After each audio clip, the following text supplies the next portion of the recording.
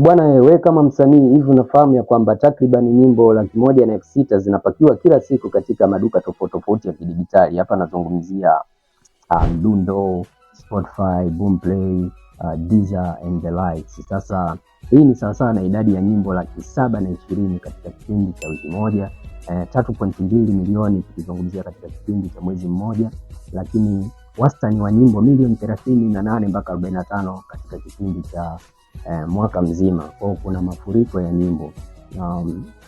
Hizi takwimu zimetolewa na Luminate ambao wao ni chombo ambacho kinaaminika zaidi unapokuja katika masuala ya takwimu zinazohusu biashara ya muziki, lakini na muziki wenyewe kwa ujumla. Kupitia mwaka 2025 waliweza kutoa takwimu za namna hiyo.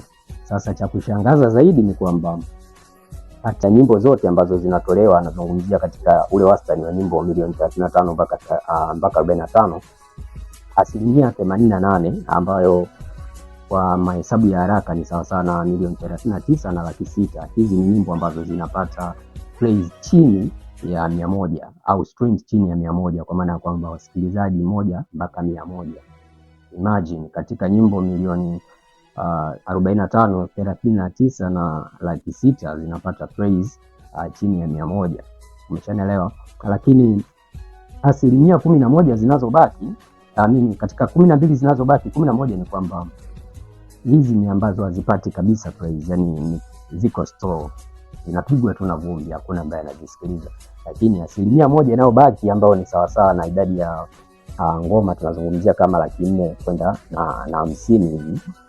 Hizi ni ngoma ambazo kidogo zipo katika kundi ambalo zinaweza zikafanikisha kwenda mjini, lakini pia zina plays kuanzia au streams kuanzia 1,000 na kuendelea. Kwa hiyo kimsingi ni kwamba waliopo katika kundi hili ni mara nyingi ndio wasanii ambao tunawazungumzia. Kama hapa kwetu tunajua tuna wasanii zaidi ya 200 pengine ambao wanaweza kukula views kuanzia 1,000 na kuendelea. Hapo Uganda, Nigeria, Congo na maeneo mengine. Kwa hiyo hawa 450,000 hizi ni nyimbo ambazo kwa mwaka mzima angalau zinafikisha views kuanzia 1,000 na kuendelea.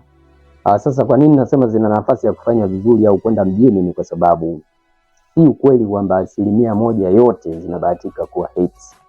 Sasa hapa ndipo ambapo kuna mambo mengine ya ziada ya kufanyika. Kwa hawa ni watu ambao wamejitahidi make some efforts ambazo zimeweza kuwafanya waweze kupata hizi streams au plays kuanzia 1,000 na kuendelea. Lakini si kweli kwamba zote zinafanikiwa kuwa top kwenye chati za platform husika.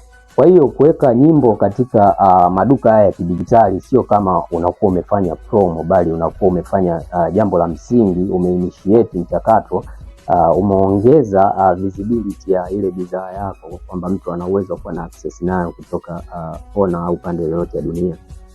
Ni kitu kizuri, it's good but it's not enough. Kwa maana ya kwamba kuna vitu ambavyo vinatakiwa vifanyike zaidi ili kupata matokeo zaidi. Sasa kwa nini hao wengine wanatokea wanakuwa wana top zile chati pengine globally au kwenye ukanda husika, lakini wewe haufikii hivyo? Sasa ukweli ni kwamba huku pia katika digital, katika dunia ya kidijitali pia kuna gatekeepers, na mmoja mkubwa ni editor. Ni ukweli kwamba mara nyingi ambapo umetembelea katika hizi platforms umekutana na vitu kama editorial playlist tunaita, ni kwa maana kwamba orodha ya mhariri ya nyimbo ambazo mhariri amezitengeneza kwa siku husika. Utasikia playlist ya leo, utasikia old school playlist or whatever. Sasa zile zinatengenezwa na mhariri wa ile jukwaa, ndio maana inaitwa editorial playlist. Lakini ukiona mara nyingi utakuta ni wasanii ambao wapo katika muda fulani kwenye game ndio wanafanya vizuri katika zile playlist. Otherwise ukimwona msanii mwingine mchanga, it's either amekuja na it's like a hurricane, amekuja na kimbunga ambacho huwezi tena kukizuia, the like of Milaobo, akina Dikaz, kwamba amekuja tayari ni wa moto. So kumweka pale inafanya ile platform iendelee kugain ile trust ya watu ambao wanakuwa wanaitembelea, kwamba wana uwezo wa kupata vitu vingi vizuri kwa muda.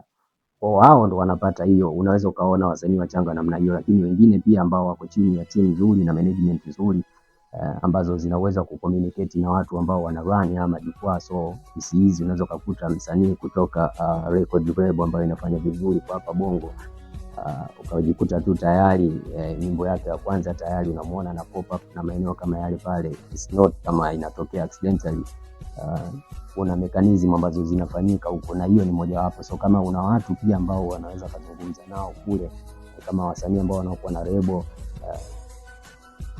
unakuta unaweza ukapop up. Lakini mara nyingi watu wanaokuwa wasanii wanaokuwa pop up katika mazingira hayo huwa ni wasanii ambao wanakuwa wanafanya vizuri tu au walishawahi kuwa wanafanya vizuri. Kwa hiyo ndio tunaita editorial playlist ambao ni gatekeepers mwingine. Kwa kama pia ulikimbia kule kumpa DJ kwenye enzi za Payola, kumlipa presenter, bado pia huku kuna gatekeepers. Lakini sio huyo peke yake, kwa maana kwamba ukienda katika majukwaa haya pia hususan kwenye ile search bar, kwa maana kwamba unataka kumtafuta msanii ambaye ni chipukizi ambaye labda umesikia ngoma yake, mfano ukienda kumsearch katika ile search bar, itabidi au itakubidi uandike jina zima kama lilivyo la yule msanii.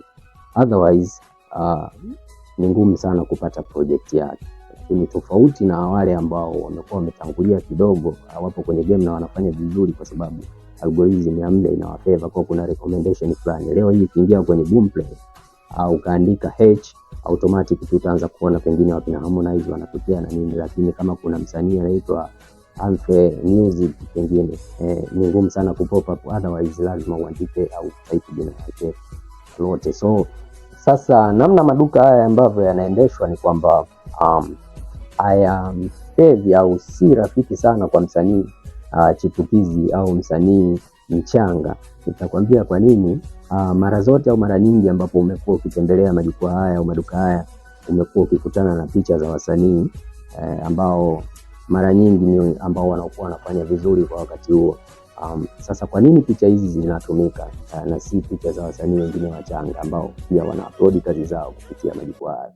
Ni kwamba cha kwanza wanazitumia picha hizi kuonyesha ni kwa namna gani jukwaa au duka lao lipo relevant, kwa maana ya kwamba una uwezo wa kupata kazi zote ambazo ni zinatoka kwa wakati uliopo, umeshanielewa, zinazokwenda na trend, kwa maana kwamba jukwaa liko very relevant. Hiyo ni sababu ya kwanza. Lakini pia kama mazingira hayo ni kwamba inakuwa tayari ni promotion kwa msanii, hususan msanii ambaye tayari amejijengea jina lake, kwa anakuwa anapata free promotion. Lakini na yeye wakati huo ana bring ile traffic kubwa kutoka nje ambayo inaenda kufuata ngoma zake kule. Kwa wale inakuwa ni win-win situation, kwamba wote wananufaika. Hao wanampigia promo kwenye platform, that's why anapata namba pia kubwa, nitakwambia how. Lakini pia yeye analeta audience kubwa kwenye platform, lakini pia anaifanya platform ionekane ni ya kisasa na kijanja zaidi.